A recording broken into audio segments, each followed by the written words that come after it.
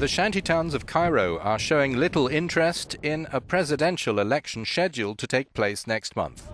Yet activists insist the new leader will have to take an interest in poverty.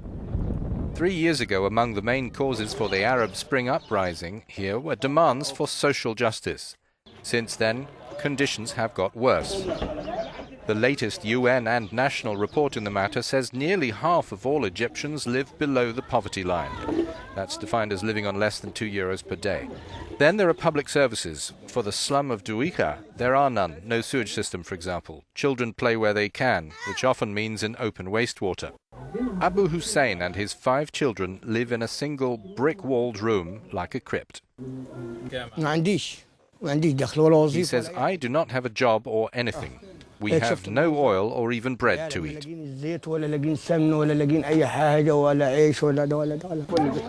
The lack of basic plumbing, piped-in water is high on the list of wants, and the improvised electricity supply is sporadic.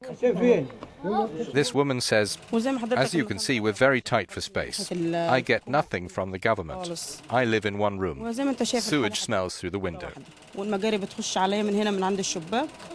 According to the Montreal-based Independent Centre for Research on Globalization last month, the Field Marshal expected to be confirmed as President, Abdel Fattah al-Sisi, at the head of the interim military government, has promised a decades-long austerity program.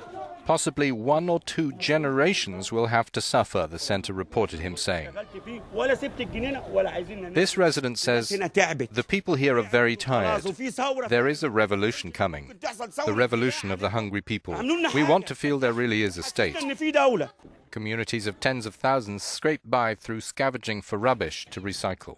Rising food prices and inflation are more than many can manage. Our Cairo correspondent concludes that social conflicts fueled the core of the explosion that ended the old regime. He says successive governments have ignored the suffering of Egypt's poor and their calls for clean water and bread. He notes these calls are now more volatile than ever. Euronews, Al Qahira.